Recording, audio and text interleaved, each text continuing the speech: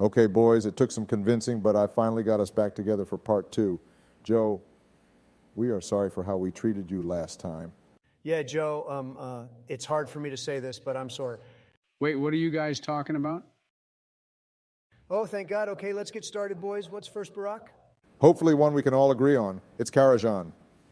Exploring Medivh's corrupted tower was a blast, with fun bosses like the chess game, Shade of Iran, and Netherspite, just to name a few. The instance flows quickly with even just a decent group, and the aesthetic was so immersive you really felt like you were exploring a mage tower. Netherspite is a goated fight. I remember my raid would want others to take the blue beam, but I would always max range hog it the entire time. Then when I out DPS the entire raid, I'd spam details the rest of the raid. God, I was so cool. Also, even the trash felt fun and varied, something that never really happens. The difficulty could have been a little bit higher, but for a starter 10-man raid, you really can't ask for anything more. S tier for sure. This is easily my favorite raid so far. It's an easy S tier. The quest to unlock Nightbane was really cool. You get to watch Medivh dunk on that dragon harder than Obama did to McCain in 2008. I will say going from 10-man to 25-man was always difficult. I was part of the 5 people in our 25-man group that didn't get to go with the Guildy run, so I got stuck pugging it every week. Joe, for once, I think you are remembering something correctly. I remember standing outside the instance once and seeing your ghost run back in about 12 times in about 20 minutes. Yeah, we were wiping on Morrowies. Our tank couldn't hold threat on everything. Poor Corn Pop really fell off from original vanilla. Okay, boys, we got a lot of raids to get through. We all agreed S tier, so let's go to Gruul's Lair. Boring-ass cave that was way too difficult. Seriously, Joe, the first fight ended in like 2 minutes and was a fun raid on raid-style fight, and Gruul was literally just don't stand near other people. You idiots who followed all those bullshit COVID regulations should have been great at that. True, Joe. Wait, weren't you in that Asmongold stream where they wiped in Gruul's Lair for like 4 hours? Yeah, but he kicked me out about an hour in. Clearly, I wasn't the issue as they kept wiping. Yeah, sure. Anyways, I actually really like this raid. Because it has a bunch of fat, mostly naked guys in it. Kind of sus, man. Let him cook Joe. Maybe you will finally learn how to play. Thanks, Obama. Anyways, yeah, the instance was a quick 25-minute clear, which was great. The fights didn't have large amounts of RNG on them.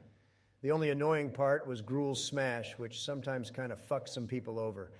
But if your group wasn't a leftist excuse machine, it was easy enough to plan positions where people could limit the damage. Trump, you made so many excuses for why you lost in 2020, but I agree. It was a fun and quick raid. It was also cool to go back and run quickly in later tiers for DST. I remember 1 week I yoinked it from our one warrior, and he G-quit over it. Trump, you play a mage. Why would you do that? The warrior was Ted Crusade. Okay, makes sense. Yeah, never mind. Gonna put it in middle of B tier. Mag's Lair is next, right? More like Mega Lair, am I right? Good one, Joe. Anyways, this one boss raid was technically the end boss of Phase 1. Kind of a disappointment, not gonna lie. A couple trash packs, and then the ads were harder than the boss himself.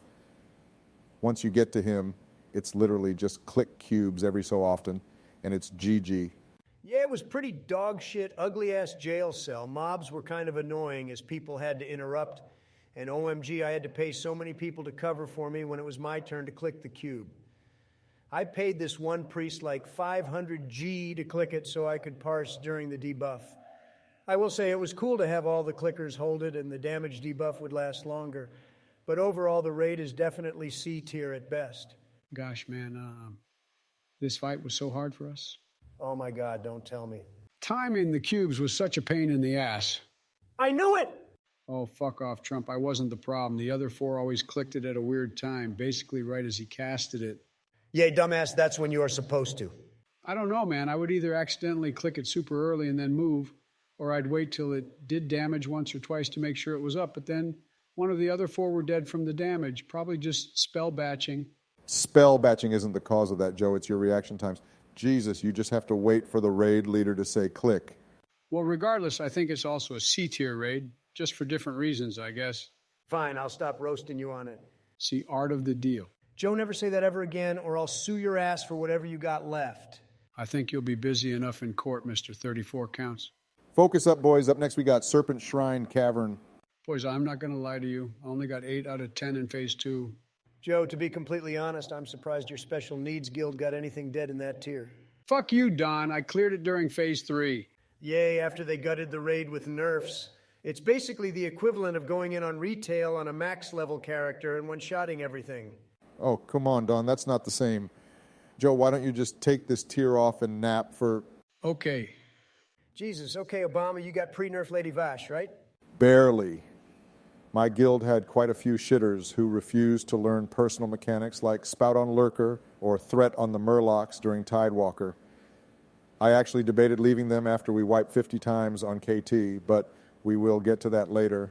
Fair enough. Yeah, these raids were challenging. I mean, even the first boss, Hydros, was annoying with the threat drops and resist gear required. The Lurker was a fun boss. I also liked that you could choose between the hot water damage and the piranhas. The emo demon hunter was May, as was the triple ad boss. But Tidewalker and Lady Vash were both well-tuned and challenging fights that felt great once you got them. I loved the second phase of Lady Vash. Dealing with increasingly overwhelming ads while deactivating the force field was a blast, and each person felt critical to accomplishing that goal. Agreed, I will say phase 3 felt a little unfair at times with shitty spawns of the poison and unfortunate mind controls, but slowly making progression on that felt great. And once you finally killed it, it felt more rewarding than any tier up till this point. Yeah, the tier was notorious for shitty RNG that would just ruin your parson. Tidewalker could bubble you multiple times, Lady Vash could mind control, or basically one-tap you with her bow plus poison, and chose random mind controls. That emo boy could put that stupid demon thing on you every time. God, I hate that fight. That's literally half the fights where you could just get screwed out of a good parse. And for that, I'm thinking B tier. I would say low A tier, but I can settle on high B tier. I'm good with that. Okay, now, Tempest Keep. Only had 4 bosses, with one being a mechanical loot pinata, but the other 3 were fun. The trash was a huge pain in the ass, in particular the trash between Alar and Solarian. Also, we had a potential kill on KT ruined by respawns. I hate those packs at the end so much. Personally, I felt this raid was a snooze fest pre-Kale Thass. Solarian was a 2-mechanic fight, and the ads were a joke. Alar was fine once your tanks learned how to move from one platform to the next, and obviously, Loot Reaver is Loot Reaver. KT himself was annoying where, while working on phase 3 and 4, you got stuck going through the first 2 phases, just praying no one fucked up and died to mechanics that were easy. All in all, though, KT was a great fight. Getting to equip legendary weapons and use their effects was dope, and when he turned off the gravity, my God, that was such an oh shit moment that no one saw coming. Agreed. Getting to pump damage into him while airborne was sick. Also dealing with the phoenixes that kept resurrecting and trying to race to break the shield to interrupt his huge fireball was great. You were fighting the best fire mage warlock combo ever. Do we want to go low A tier? Sure, and let me wake up Joe real quick. Hey Joe, this little girl wants to give you some triple chocolate ice cream. That's a thing. Wait, where's the girl in my ice cream? Joe, you idiot. We got done the tier you couldn't do. Let's move on. Oh God, not Mount Hyjal. Straight to D tier. D tier. Okay, good. Next is Black Temple. This was the pinnacle of TBC for most people. Finally getting to fight Illidan. The raid was long but immersive due to you infiltrating the infamous Black Temple. You defeat a variety of bosses ranging from Naga, demons, fell orcs, the Blood Elf Council, and of course Illidan.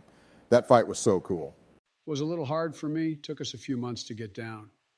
Damn council fight gate kept us for months. I kept Arcane shotting the shield off the mage NPC, causing us to wipe. Joe, if you had ever done that to me, I would have personally done whatever it took to get Obama to drone strike your ass into the grave. He has already 1 foot in Trump. Oh, fuck off, guys, Obama. I should have tanked your presidency. And Trump, I was debating retiring, but I'm going to run again just to personally make sure you take the L and get a worse KD. Please do run. Your geriatric ass will guarantee me a victory this time. Come on, boys, focus. Right, you both want my expert opinion on Black Temple. Well, overall, the raid felt fine. Most of it was face roll easy. And again, there was a lot of RNG fights like Blood Boil, Terran, and even the first guy, the one that simps for Lady Vash. Also, why was Shade of Akama even a boss? Yeah, I don't know what they were thinking there, but free loot, I guess. It was probably put in for a group like Joe's. They needed all the help they could get. Whatever Trump, I love this raid. Nothing you say can make me not think it's an S tier. Personally, I think it's on the same level as SSC and TK, good but not great. B tier, and I swear, if we go S tier, I will hire a hacker to personally change it back myself. Maybe we settle in the top of A tier. That's probably where I'd put it. Fine, but only because we got to do SSC and TK without Joe. Wait, what does SSC mean again? Last we got Sunwell Plateau. Personally, it felt overtuned. The mechanics felt basic. It's just simply messing up small details, got the group wiped. I actually agree here. Brutalis hit brutally hard, and the fucking fire debuff was so annoying to get 3 times a fight. Phelps was kind of a snooze fest, and Calicos was easy once you got portal rotations down. Twins was a finicky fight with threat. It felt fucking awful when the tank got con flag early. Muru and KJ were both fun fights to progress on. Personally, all in all, the raid was a low A tier, simply on the fact that we got to send KJ back to the nether. Fuck that bitch. Also, the ending RP scene was goated. Velen is a G for real. On God he is. I can do a tier. Getting pre-nerf KJ and Muru was a real flex on the server. And the progression of difficulty in the raid was well done. Oh, yeah, guys, definitely agree with all that. Joe, I'm looking at your only logs of SWP. You wiped on Calicos 12 times and didn't do anything else. Hey, I joined a bunch of trash farms, even got an epic or 2 from it. You mean you paid for an epic or 2? Well, technically, there isn't anything wrong with GDKPs when you... Enough, guys. We can have an argument on GDKPS later. For now, we need the viewer to tell us how to improve these videos in the comments below. Thanks for watching, guys. Hope to see you soon. Subscribe for more.